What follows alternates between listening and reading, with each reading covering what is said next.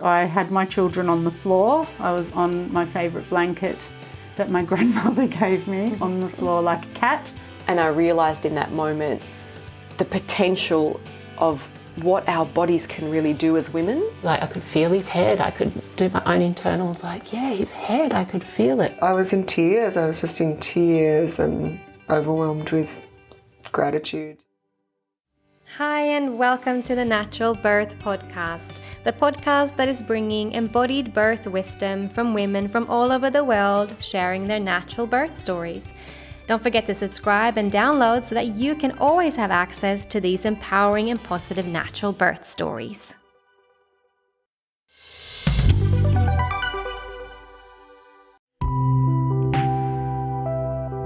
Hi, my name is Anna and I am the Natural Birth Podcast host.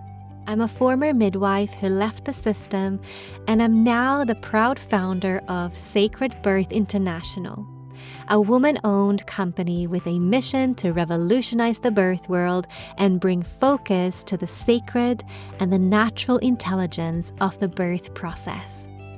We do this by providing world-class education, courses, programs, and coaching to equip women with the knowledge and the tools to have conscious pregnancies, empowering and positive birth experiences, and the most nourishing start possible for themselves and their babies postpartum. We also educate and mentor aspiring birth workers into sacred space holders and physiological birth advocates in the Sacred Birth Worker Mentorship, the Beyond a Doula training. If you'd like to work with me or take any of our courses, programs, or the mentorship, then head on over to sacredbirthinternational.com to find out more. Hi, Megan, and welcome to the Natural Birth Podcast. How are you? I'm good. How are you? I'm so great. So happy to have you here. Yes, I'm very excited. Yeah, I've just been outside and planted some lavender outside on the porch, get some sun. And now I'm in here ready to talk to you about your natural hospital birth. So before we dive on in, you've had 2 hospital births. Yes. And as I understand it, both of them were natural, but quite a lot of interference in the first. And you did opt in for a IV antibiotics for your second because of GBS positive status. So we will talk about those things that was also part of your stories. But take us back to, the first time you became pregnant and just maybe kind of, that a short story of your first and what you learned and how that influenced your second and planning for your second. Okay, awesome. So my husband and I, we got married after college, and then we were just married for about 2.5 years, and we decided we were going to have a baby.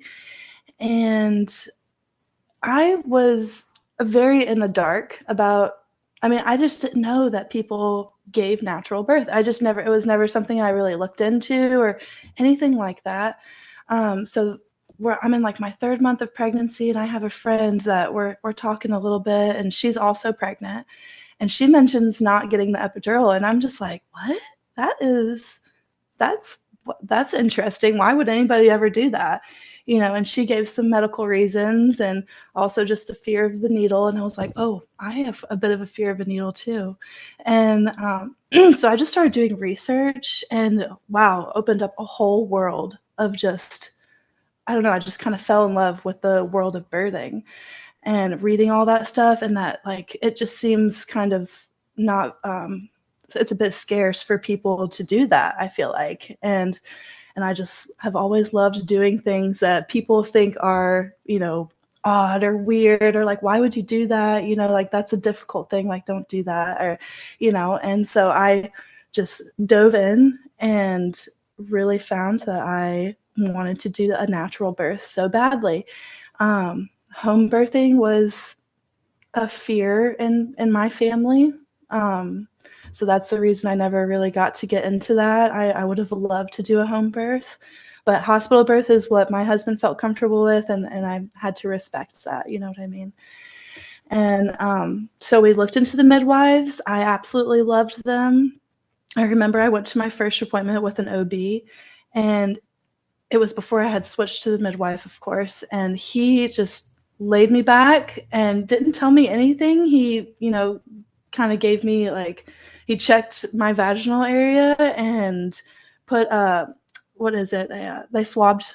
I cannot remember what the first thing was swabbed before, but he did that and didn't hardly even say anything to me like about what we were about to do or anything. And I was just like, wow, this is so medicalized. Like this is like so uncomfortable. I'm not here for this. So I switched over to the midwives, and it was just a whole new world, and it was just beautiful. And they were in love with birthing, and they were interested in me, and I just thought that that was just awesome.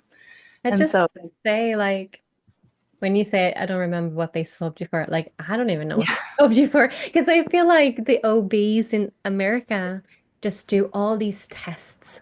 I think random, yes. like every appointment, and I don't know what you were swabbed for. Like, why would you be swabbed for something? I And have no like idea. looking at your vaginal area, um, why? In pregnancy, like why?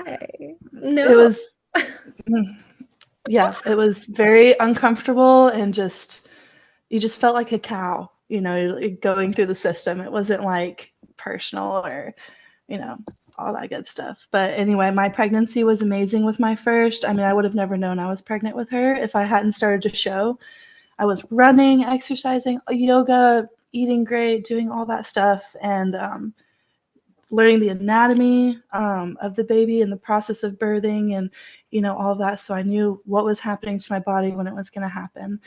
And I also did like hypnobirthing and just a lot of like meditating and stuff, and to prepare myself. And of course, a lot of your podcasts taught me so much. And so I went in to my midwife appointment 40 plus 4, and not at all expecting, actually a little bit of expecting them to probably start pushing me with some things of induction, because they started getting weird after the 40-week mark. I go in there, blood pressure of 140 of over 91. So, I mean, I was trying to make sure that they weren't like trying to trick me into an induction. You know what I mean? And so I'm sitting there thinking, I'm like, oh, what would she think that's, a reason for an induction? Because I really don't want to be bullied around. I could have gotten a doula.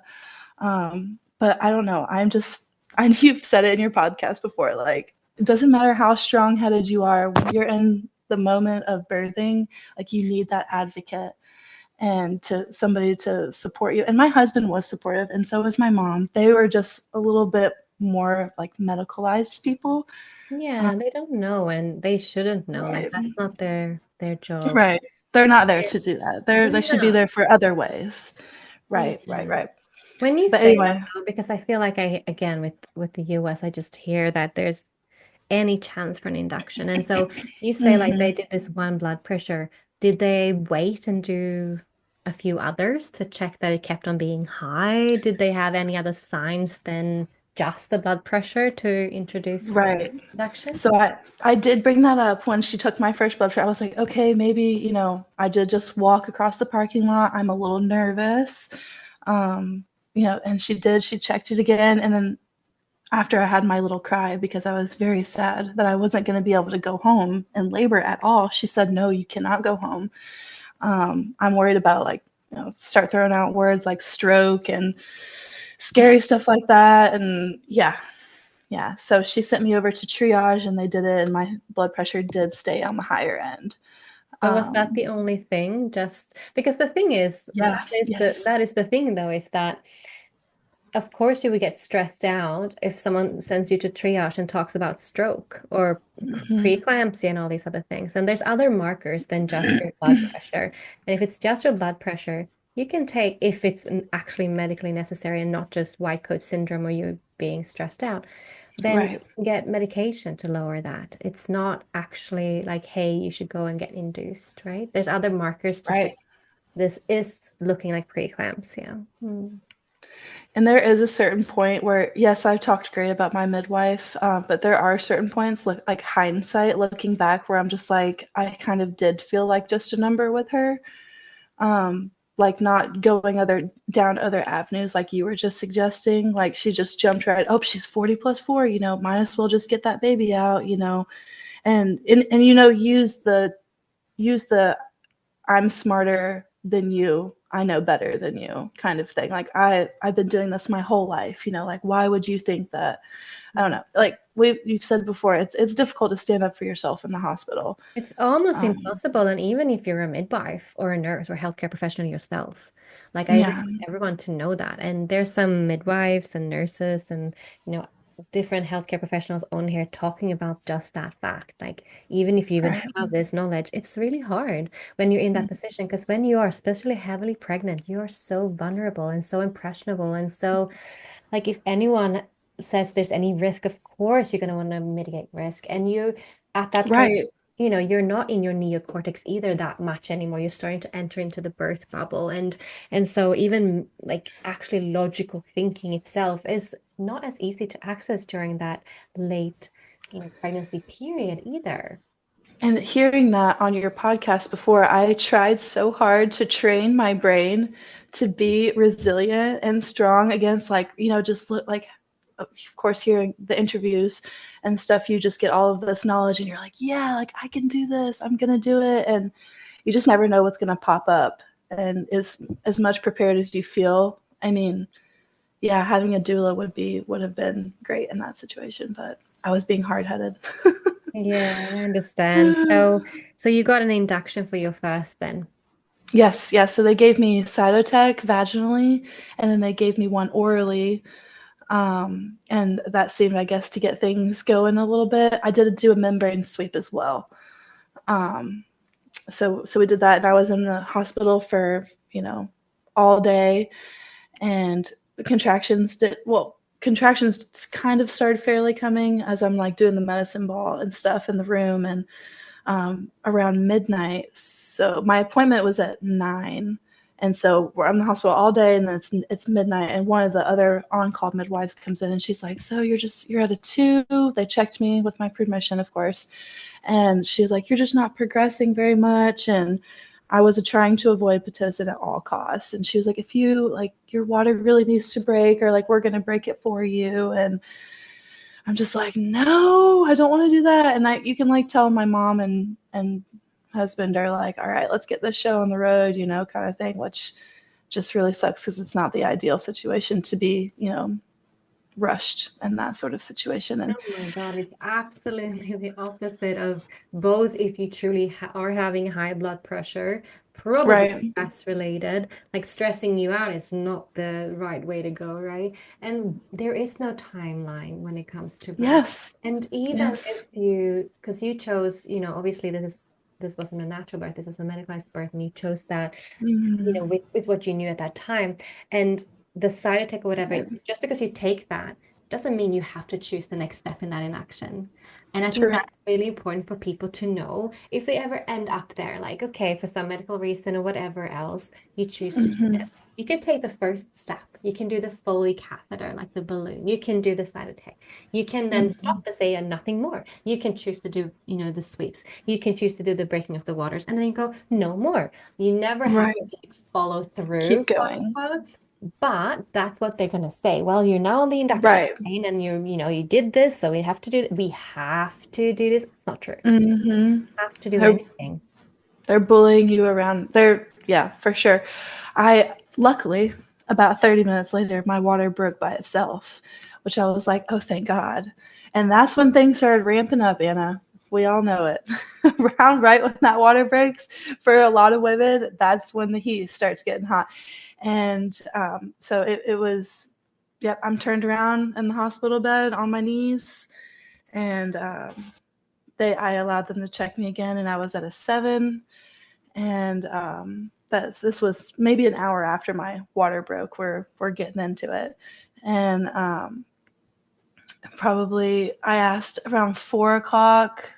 I asked for some breakfast, and of course they told me no because of the high risks of, or not high risk, but like the C-section. They could do that, and I just also want everyone to hear this because I think maybe 40% of listeners at least, or 50, are from the US listening to this podcast. This is the US thing. I just don't get it. The withholding of food, of drinks, and you can do whatever you want. You're not a prisoner in that Right. hospital. And I just Right. want everyone to feel empowered with that, whether you're, choosing the hospital birth or just ending up there for some reason. It's not true. You eat, you drink, you just do whatever you want. Yeah. Yeah. And my contractions are very close together. I'm hungry, and it's like you're not going to give me nutrition, and which is going to cause me to be tired, which is going to cause me, it just like goes into the domino effect of things. But anyway, it's finally probably about 7 o'clock, and I'm like, all right, I'm ready to push. And so the midwife, I say, I'm ready to push. The midwife comes in, and Anna, the medical cart of just tools that rolled into that room and the bright lights that got turned on and the students that flowed in was overwhelming. I was like, what is happening right now? This is wild. And I don't know if in Alabama, like a lot of people just don't give natural birth. And so, that was not natural birth, no epidural is what I mean. Because Yeah. yes, I never do the epidural. There's other medical factors, but I guess people don't see that. Maybe, I don't know. And so just students just came flooding in, and I'm giving birth, and I pushed for probably an hour and a half or so.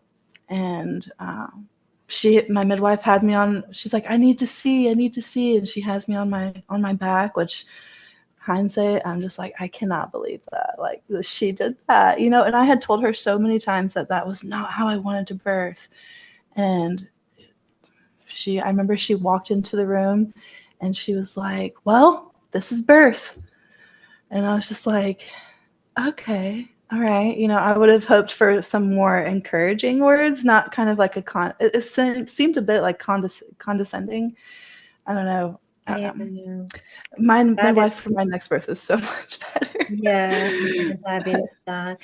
I just also, for anyone listening, and I'll never forget this as a student midwife. I can't remember what it was, but it was a birth that was happening, and kind of the midwife who was our teaching midwife in the hospital wanted me to go in there. But there was already, I think, a student, and there was already like a doctor and a midwife or whatever. I remember just having this strong reaction of going like, I don't want to. There's too many people. Like the learning opportunity of whatever was happening in there. I can't remember what it was. Maybe it was a breech birth. Maybe I can't remember, but something like you should go in there. And I said to her, I think there's enough people in there for that woman. Like, and she doesn't know me. She hasn't met me. And that midwife just said, she's in a teaching hospital. She doesn't have a choice. And Oh my. so, yes, and I want everyone to hear that. So most hospitals are teaching hospitals. They have students. And of course, they should always ask permission. But a lot of times it's just assumed that, well, the women should know that this is a university hospital or this is a student. You know what I mean? And especially if it is a university hospital, it's called that. You damn sure know that there'll be students at your Right. birth or at your cesarean or whatever. And I think that's really important when you choose to birth in a hospital to be very clear in your birth plan beforehand, even stating in labor and like no students allowed if you don't want that. Some women feel like Right. I want to show people my birth or whatever, and good on them and great for learning, but that should not be something that you just assume like they did with you and just people coming in and Yes. Yes, and that is true. At the time, it was, you're like, whoa. Looking back, I'm like, okay, yeah, I feel proud that they got to see that, and everything. But at the time, in your sacred space, you're just like, that was a lot. You know what I mean? So yeah, consent would have been. Maybe I would have said yes. Still, I'm not sure, but well, it I should mean, like also I said, I'm proud of it it should now. not be something that you give consent to when you're pushing. It should be something they ask you in Right. labor when you Right. come in. Are you all right with us having student with us? Or even if they come, hey, Yeah. we have a student, and you can go like, no. And the thing is, the problem is, Mm. though, Megan, is that most women, especially during labor and birth, we're so agreeable. And Yes. so many will say yes, even though actually they did not want that. Don't.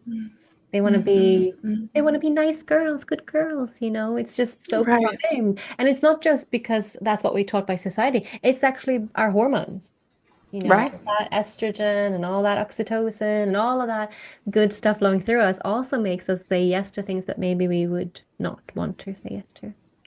Yes, I definitely believe that. Well, luckily my daughter comes out. She's great. I did say delay cord clamping. Could I tell you if they really did it longer than 2 or 3 minutes? No. I mean, no, I was just happy and excited, and I guess I didn't delay it probably at all. And so they cut the cord. I delivered the placenta, and I did keep it, and I did bury it under a tree at my parents' house because I heard that on your podcast, and I adored that. I thought that was the coolest thing. And now my daughter has a tree of life. Yes, the birth didn't go, perfectly how I wanted it to go. But you know what? At the time, I was proud because I didn't get an epidural, so I was like, yeah. Mm-hmm. But after, yeah, hindsight, I'm like, wow, there was a lot wrong with that birth. Yeah, and also like what an amazing woman you were to go through that and having like an audience against your will, seeing you push for 1.5 hours on your Mhm. back. I mean, Yeah. Ugh. women are amazing. You're amazing. You did that. And no, it's not ideal, and I wish better for you, but you are resilient. Like you did that. You could do that even though that was happening. And you know, Yes. that affects your physiology, that affects your hormones, and Mm, was not probably ideal for your pushing stage or any stage of your labor and birth to have that kind of treatment. But you kicked ass right. anyway, and you birthed that That's baby. right. And and you did that without the epidural, which also, of course, for your baby, that was she did get some stuff, Yes, but it was better that way anyway. definitely. Well, okay, so the second birth we can go into bit different of a pregnancy. I was nauseous at the beginning, a little bit more tired. You're taking care of a toddler now as well, so that's different than the first go. Not as much time for meditation, but certainly enough time for exercise. And I tried to stay fit with her as well, and yeah, nothing too crazy with the pregnancy, but we jump around to December, around her due date, and I went 41 weeks on the dot with her.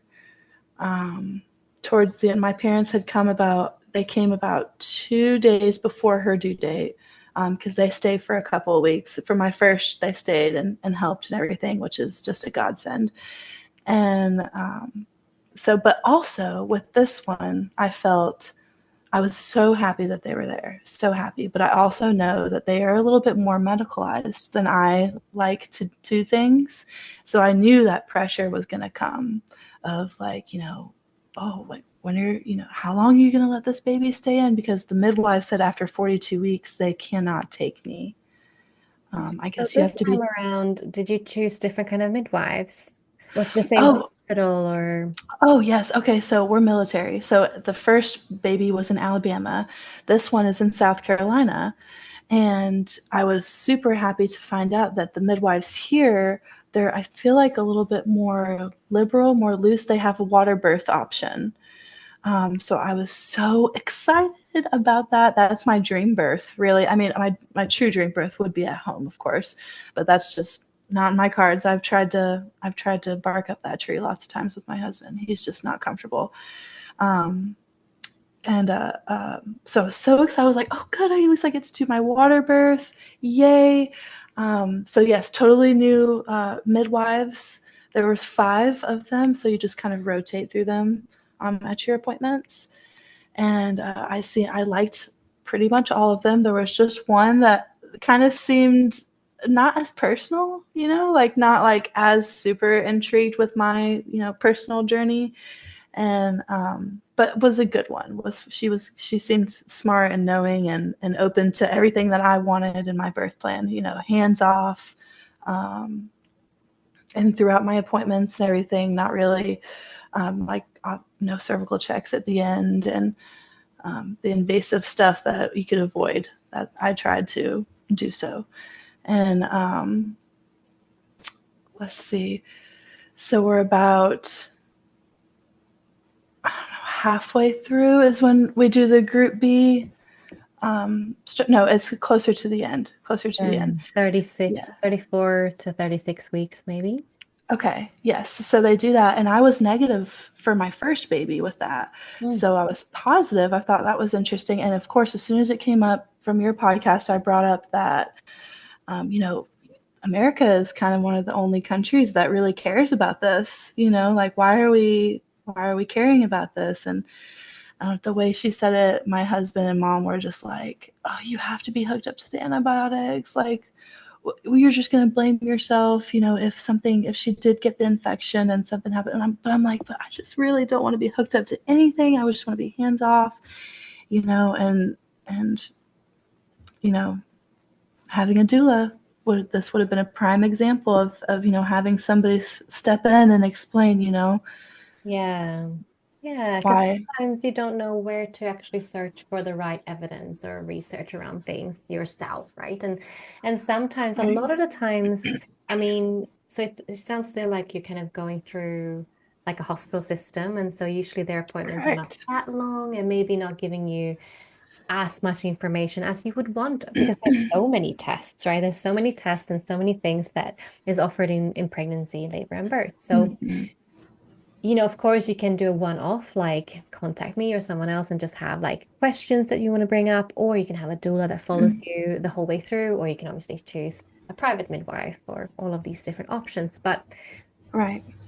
like when it comes to GBS, I just want to say this for anyone listening, because everyone who's pregnant is going to be faced with, not everyone, depends where you live, correction. So yes, the US, Australia as well, for example, do universal screening for most states in Australia, which means you test every woman at 34 to 36 weeks, about that time, depending where you are. And where some countries like Sweden or the UK or New Zealand do risk-based approach, which means that they don't screen all the women, just the women that might have risk factors, such as having had GBS in an early pregnancy, or fill in the blank. Maybe in pregnancy, if you do a urine sample, they pick up that you have it in the urine or something like that. That makes you potentially high risk, and then you're getting screened. Or they do the approach that you come in labor and you're feverish, you're presenting with infection, or your baby's presenting with some kind of high risk, or infection signs. So that's the risk-based approach that, for example, Sweden, where I'm based, do. And I really want everyone to hear, because this is the thing, right? So this bacteria is very common, and that's, it comes and goes, and you can be positive in pregnancy during, say, they test you at 36 weeks, but then that can have left your body in another week, 2 3. You might not even have it during labor and birth. So that's one of the negative sides of, like, well, you don't even know if you're treating something during labor and birth if you're doing the antibiotics, because it comes and goes, and it's not harmful for a woman. For a baby, about 50% of babies born through a mother who has an active GBS infection, so that does have it during labor, which we don't know, even though you screen beforehand in some places. But if you do have it and your baby's going through, 50% of babies will kind of catch it. But only 0.5% of those babies, of those 50% that do catch it, get these really dangerous infections. That is like septicemia with the blood, or pneumonia in the lungs, or meningitis in the brain, right? And out of those 0.5% of babies, Very small. only, yes, and those get sick. And to be fair, those 0.5%, a lot of them do get things that they will carry on through the rest of their life, because it's a really dangerous thing to get, right? But it's a very small percentage, but it's really serious, and it's also fatal. So some babies will pass, and it's one baby in 17,000 babies that will pass. So the actual stats, like if you would take the 0.000 whatever percentage of that, like it's so small, but of course it happens. And even though it's so small, that is one of the leading causes of death of babies. So for healthcare professionals and midwives and nurses and OBs in the hospital, they do see maybe 1, 2, 3 babies a year if they have thousands of births during a year, right? Big tertiary. Right. They do see babies die. And so, of course, that's a traumatic thing for them, and they just want to have 0 deaths, which is impossible because we can't just say that to anyone. We can never have 0 deaths. Like life is risky, Right. right? But Right. this is the actual stats. And I just wanted to say that for anyone listening, because I thought this was a great opportunity to share that for everyone listening, because this is the thing. If you are in the US, you are in Australia, which a lot of people listening to this podcast are, you're going to probably be off for this universal screening.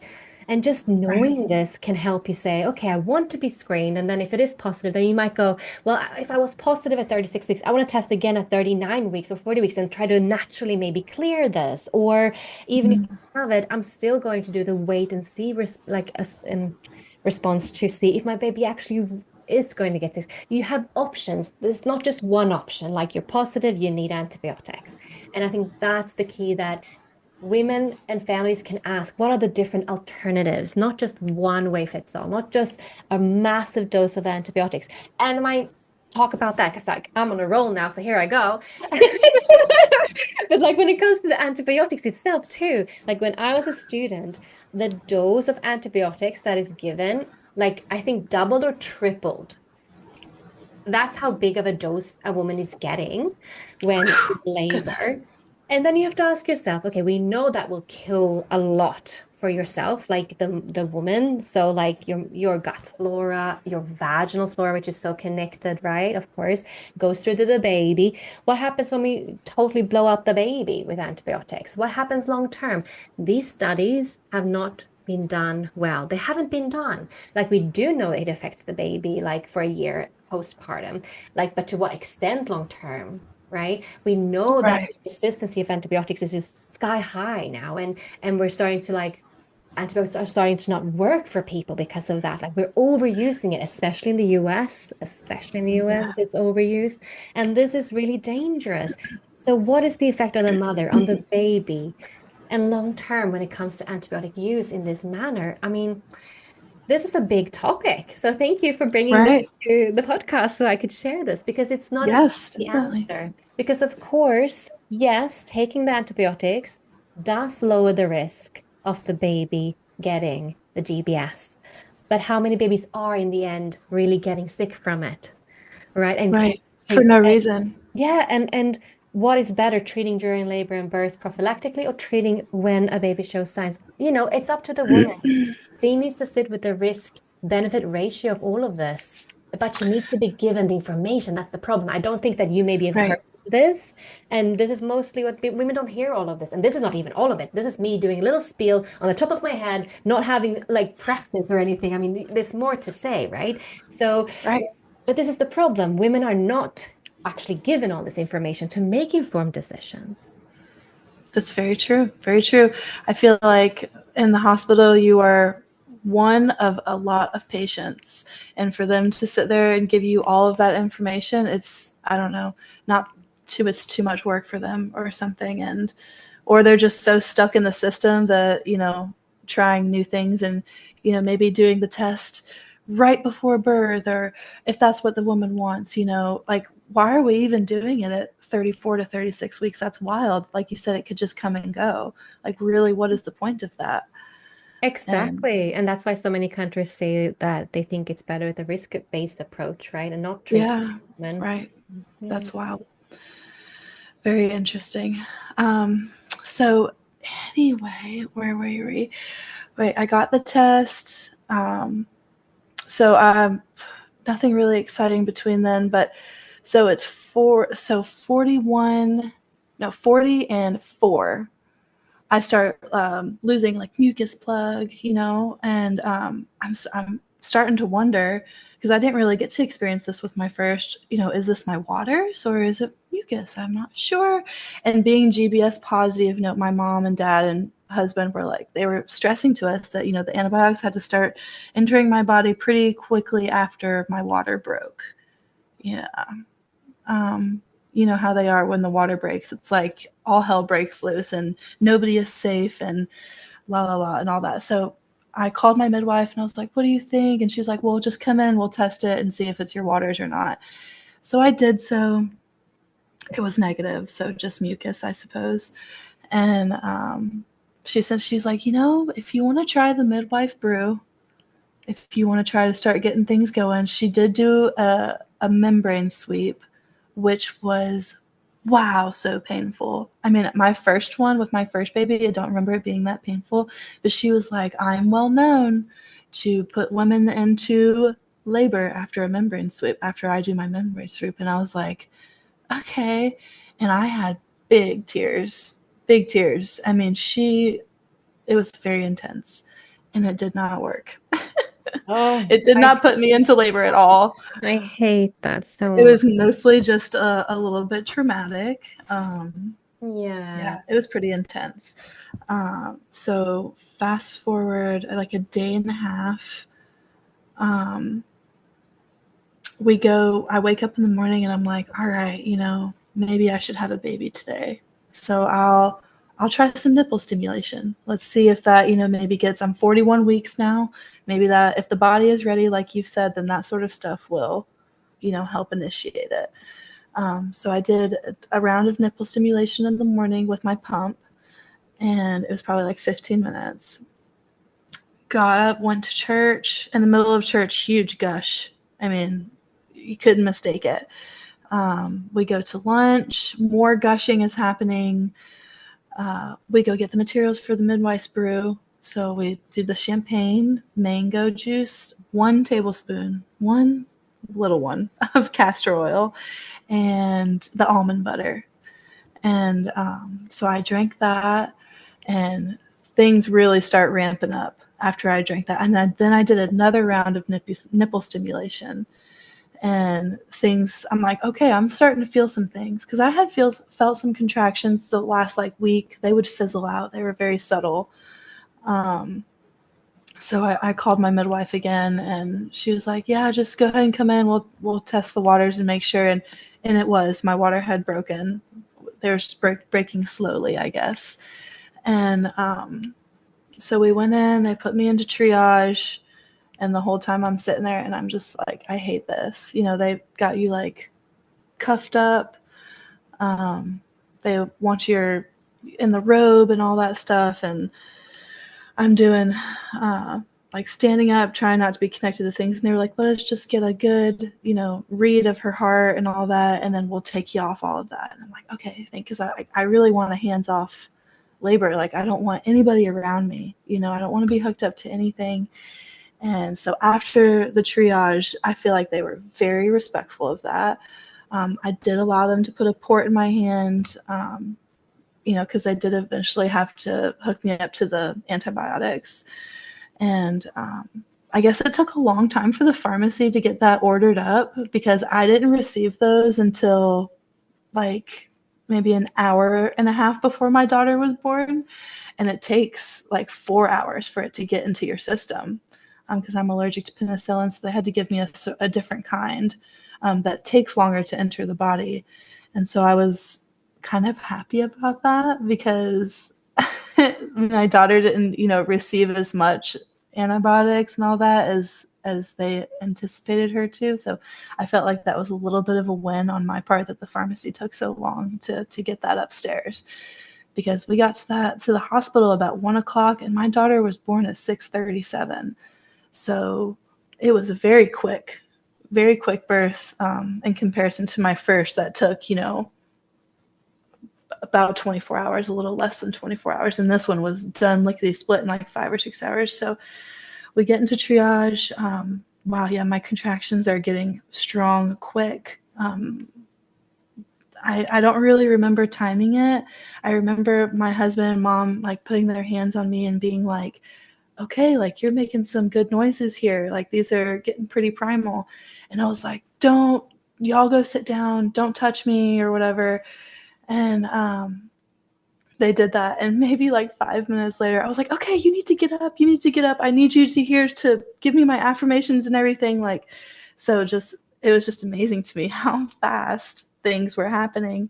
So I'm turned around just like the first time, on my knees on the hospital bed, facing the back of the bed. just roaring. And my midwife came up to me and she was like, you need to do lower moans. I guess I was getting higher up in the volume, in the the tunes, and you're supposed to keep it low to bring the baby down. And so she was doing so good of reminding me of that. And then I did not like her for this one. She shook the apples. But I liked it, but I didn't like it. I was just like, wow, that is an intense feeling, the shaking of the apples. And she just kind of did it, and I guess just doing her midwife thing, flowing through, watching me, seeing what I needed, and was just taking the reins. And I really appreciated that from her. But after she shook the apples, I was like, I need to pee. And they were like, oh, I don't know if you need to go do that. Like, you don't want to have a baby on the toilet. And, but I was like, no, I need to go. So in between contractions, I ran to that toilet and peed. And whoo, I feel like that really, I don't know, maybe brought my daughter down or something. The dilation station. I don't know if it was the walk to the toilet or the sitting on, but wow, that got me. Well, I think it's all of it, isn't it? Like the walking, the waddling over with the head between your legs definitely helps using gravity. Sitting on the toilet, as you said, dilatation station, absolutely. But also emptying your bladder. Of course, peeing is good. And if anyone says, no, don't do that in labor, I think you should always do what you feel. You follow your instincts, you follow your primal feelings. Like if you want to pee, you go pee. I so agree with that. Yeah. Yes, definitely. My friend recently had a baby and she said she needed to poop lots of times, and they were like, no, you can't do that. Like, you're going to have a baby on the toilet. And she regrets not, just following her instincts and just going, because emptying out. Yes, that's normal. That's normal. That's natural. And also, the only time the reason they don't want to you can have a baby on the toilet. Let's be honest. Yes, like I've caught absolutely. many babies on the toilet, next to the toilet, on the floor, in the shower. Like that is just a midwife or a nurse or obstetrician not wanting to get down on their knees. 100%. That was a OB, or no, she may have switched over to the, I'm pretty sure it was an OB. But yeah, that's just the medicalization right there, is the not being, open with moving the woman. Oh gosh, you can't move the woman. What are we going to do? She gets out of the hospital bed, it's mind blowing that, they just want it to be so linear, and it's so not linear. And it's like, I just want to drill that into their heads. Like, how can you be in this profession and just see it as, a meat packing? You know what I mean? Like, come on, anyway, I could go on a rampage with that. Yeah, of course. But that's the thing. They're perfect for that. And 99% of births in the hospital are with epidurals on the bed. So anything else is like they're fish out of water. They just do not to be with women who chooses outside of that. Yeah. Goodness, I can't do that. So after I used the restroom, I was like, okay, I'm like getting really close to feeling like I need to push. Y'all need to start blowing up that pool, because I heard it took about an hour to do. And so I'm like, oh man, I don't know if I'm going to make it to that. Well, I don't know. When you're in labor land, time is just who knows what it is, because it felt like maybe 10 minutes, 15 minutes after that, they were ready for me to get in the pool. And I was like, oh, thank God, because I really want to give the birth to this baby in a pool. And I'm sure I'm about to give birth.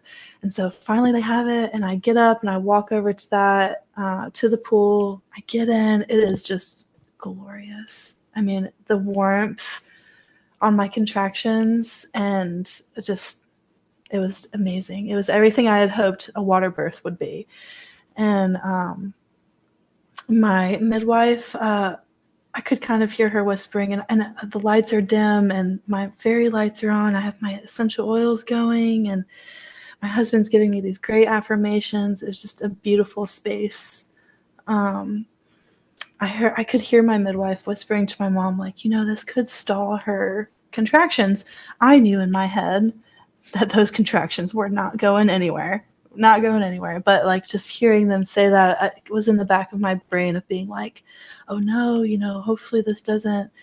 And I feel like I'm going to start pushing. So I'm pushing, and I'm breathing with my contractions and bringing her down, engaging her.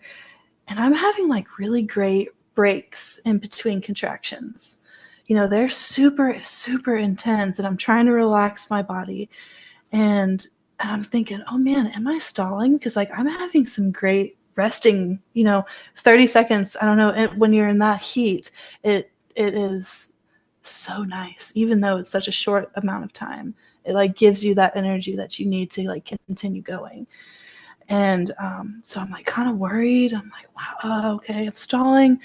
And I was like, okay, because I'm on my knees, I'm like hanging over the pool, and she's like, okay, how about you float back? Like, let's just float back a little bit and see if that helps, because it seems like you're doing a lot of work and not much progress is happening. Because her hands are off. They get me attached to the IV. Her hands are off, but she does keep coming around the pool and like reaching her hand under. I'm not really sure what she was doing, if she was trying to feel for a head or I don't know. It kind of felt like she was touching my bum, but maybe I don't know. What do you know what she was doing? Is that like a normal midwife thing? Well, no, I think, some people are just hands-on, even though water birth should be hands-off. You really shouldn't touch. Maybe she was touching your perineum, or maybe, but since you felt her touch you, what I would say, maybe she looked with a mirror to see what was happening, and maybe no. So if she wasn't doing that, she was just being hands-on, which is something that you really shouldn't in the water. So that's a bit. Bummer. Yeah. Bummer. Yeah, I didn't realize that was what she was doing, because I was like, why does she keep doing that? And while they're also doing the fetal monitor, and there were some times, I guess, in the water. I don't know how often they do water births, so I don't know, if they're doing that, and they're not really getting much of a read on the fetal monitor. I, the whole time, am feeling completely fine, zen, not worried at all. But then, there's that where you can hear them a little bit saying, oh, I'm not getting a read. Like, we have to keep doing this. We have to keep doing this to get a read on the fetal monitor. And you're just like, it's a bit annoying, because you're like, I know and I can feel that everything is fine. And you guys are freaking out over your technology over here. And I really feel for no reason, because like I'm in my zone and things are good. Yeah. And Well, that's anyway, the they thing, when the head is coming low down in the birth canal, which you're doing when you're pushing, it can be really hard to get the heart rate, and also right. it can also drop really low as the head compression and cord compression happens. But a baby who's been well throughout the whole labor process can handle the stress of the birth moments, right, in the end. And Right. so it can be tricky in the bath. And so it sounds like maybe she was feeling with her hand because they didn't have a mirror. So one thing that can help with water birth, which most midwives use to see what's happening, is to have a little mirror that they can just hold in their hand and just see what's happening. Is Right. the head maybe the head is almost out, then it's going to be really hard to hear the heart rate, right? Because it's Right. low, right? So yeah. Okay. So I'm on my back. I do that for a few minutes, and I'm just not feeling that. I'm not feeling like I'm not on my back, but I'm just a bit floating, kind of. And I'm like, okay, this is not where it's at. Like, I need to be back up on my knees. And so I do that, and I guess there was just a moment where I looked up at my husband, and I was like, I feel the ring of fire. There it is. And I just felt her head just kind of pop out. And so she was underwater there for a couple of contractions, and I looked at my husband. I was like, she's half in the earth, half not in the earth. And I was just like, that was just the coolest moment. And my mom got a video of it. And it is just such an intense and like just beautiful moment that I will cherish. And so a couple of contractions go, and my midwife is like, all right, I want you to do a squat. Like, I want you to just stand. And I was just like, oh my God, like that sounded like the hardest thing ever in that moment. But I did it, and I stood up, and that baby, Layla girl, just came right on out. I mean, as I stood, she just, shoulders and all, just came right out. And my midwife caught her, and I immediately went back and floated into the water, and they put her right into my arms, still attached to the cord and everything. Um, I'm like crying because I'm like, wow, that was so intense. I cannot believe how quickly that just happened. And I'm holding her, and they're like, okay, you need to get her to cry. And I was like, oh, okay, okay. So I just kind of like bump her bum a little bit.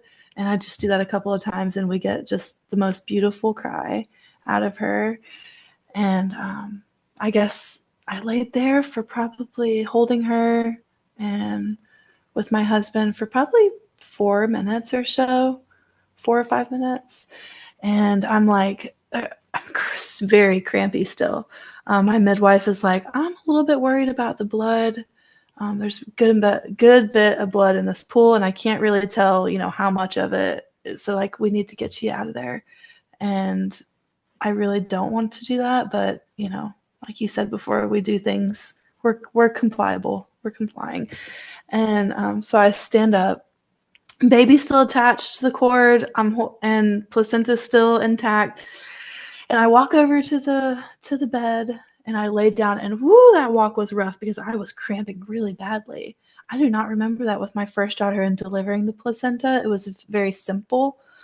Um, uh, but so I was like, wow, this is like still contractions, like good feeling contractions. And I lay down, and she's like, you don't want me to do anything, right? And I was like, no, I don't want you to pull it. Don't pull it. And so I'm laying there, and I'm like, okay. She was like, I won't pull it, but I'll just kind of massage. And like, also my baby is massaging my tummy a little bit. Like, she's moving her legs and, trying to latch and everything. And I felt like that felt good on my stomach. I guess kind of trying to help the placenta move out. So the midwife did she massaged just a little bit, and the placenta just came out with lots of gunk and blood clots and stuff. And I was like, wow, maybe that's why it was crampy. I'm not sure like why that was so different. Yeah. Um, Well, the second time the more babies you have, the stronger the afterbirth pains are, oh, I unfortunately. didn't know that. Yeah. Didn't know that. So that's the only like the births usually Mhm. like are shorter, and maybe when you've opened the channel, I mean they are still going to be unique, all of them, but usually shorter than the first. But the Mm. afterbirth pains do get a bit more intense each time because the uterus, obviously, the womb has been stretched, and the more times it's been stretched, the more it needs to kind of cramp down to come back together. And yeah, um, that's also very interesting, the whole thing about massaging the belly. Because for me, becoming a midwife in Australia, I was taught not to do that until the placenta is out.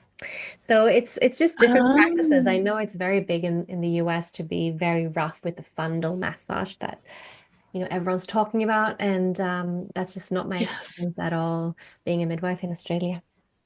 So I forgot to mention my first one. I had totally had a traumatic feeling experience when I birthed my first. The nurse came up and like pressed so hard on my stomach. It was almost worse than just giving birth. I mean, she like it was like doing the Heimlich. Like, she went down and just shoved on my stomach, and That's not that okay. was how the placenta. So I expressed that to my midwife this time, and I was like, y'all better not do that to me, because that was awful. And I remember like cussing at that nurse from my first baby because I was like, that felt so unnecessary and so like Violent. violent. Yes. And It is so it was, unnecessary. And I think that's really important to know. Like, Especially when you've had a natural physiological birth, just leave things alone. Your placenta can birth itself, and with gravity, especially, sometimes it's fine to lie down on your tummy and be a bit, but not tummy, back and be semi-reclined, with your baby, and it can come out. And sometimes you actually need that gravity. You need to squat or sit on the toilet or just, get upright.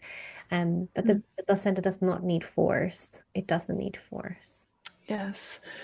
Yeah, so I kept that placenta as well, and I have not buried her yet, but I'm going to, next to my other daughter's tree, so they'll both have their own tree of life.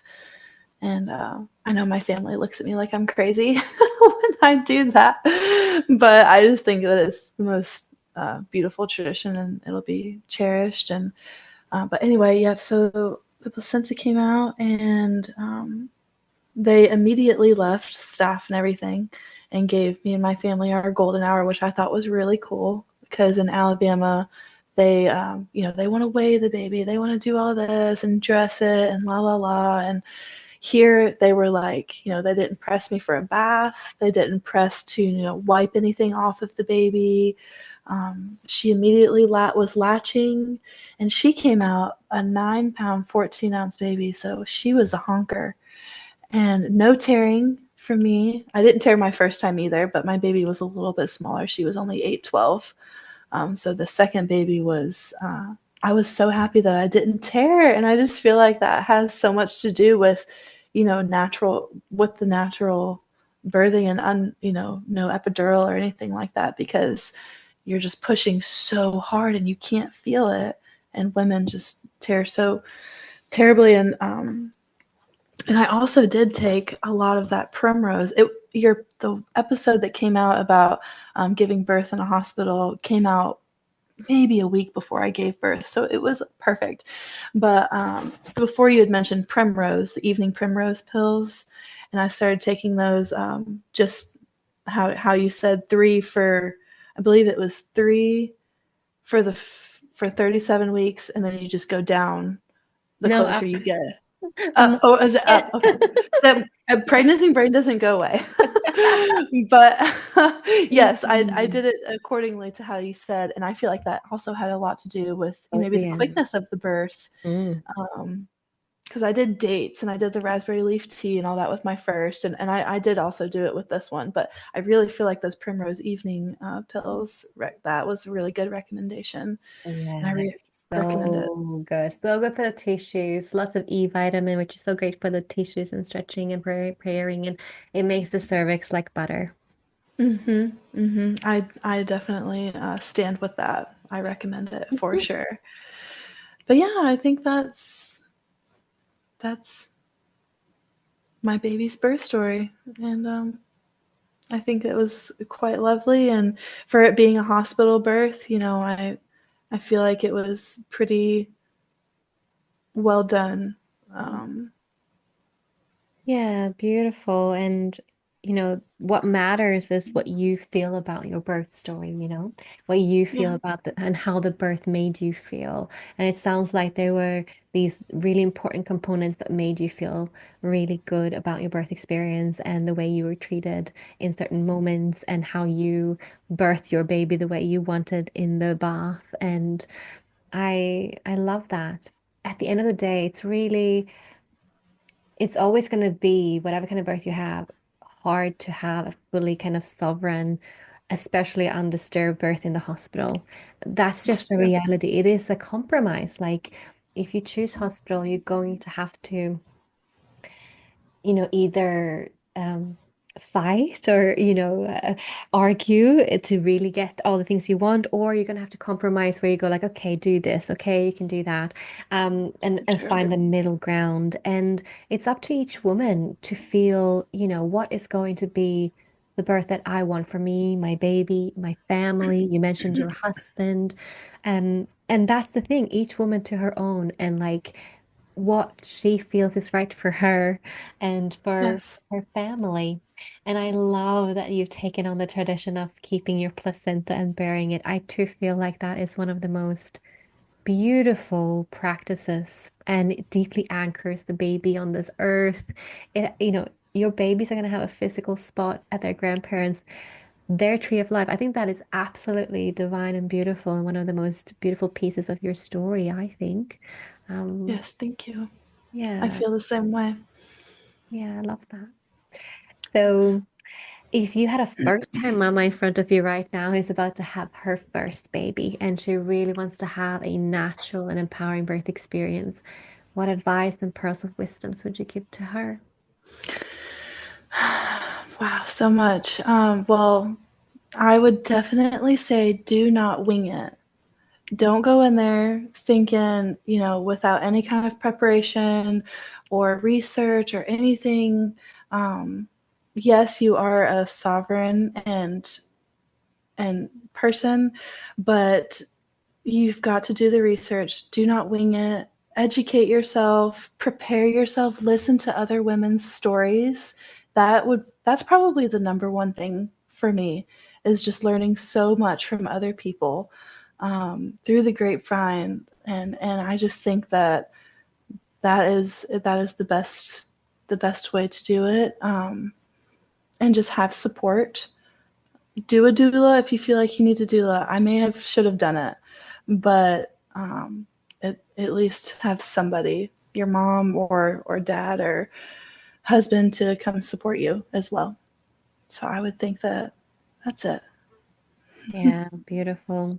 Yeah, I can't agree more when it comes to if you're choosing a hospital birth and want to have a natural birth and bringing all the support, And I know that most people, I think, do get insurance and can have like a hospital birth in the US, and their insurance pays. So if that is Yes. true for you, then invest in a doula, invest in someone that can come and support you, invest in childbirth education courses beyond Mm, the hospital that really just teaches you to be a compliant patient, and learn all you can learn about how to optimize physiology and support yourself through pregnancy and labor and birth and the postpartum, because the hospital itself is not going to do that for you. They're going to be there for agreed. you, which you want to be that medical safety net. That's what they're there for. Do not look to them to care for you emotionally, spiritually, Right.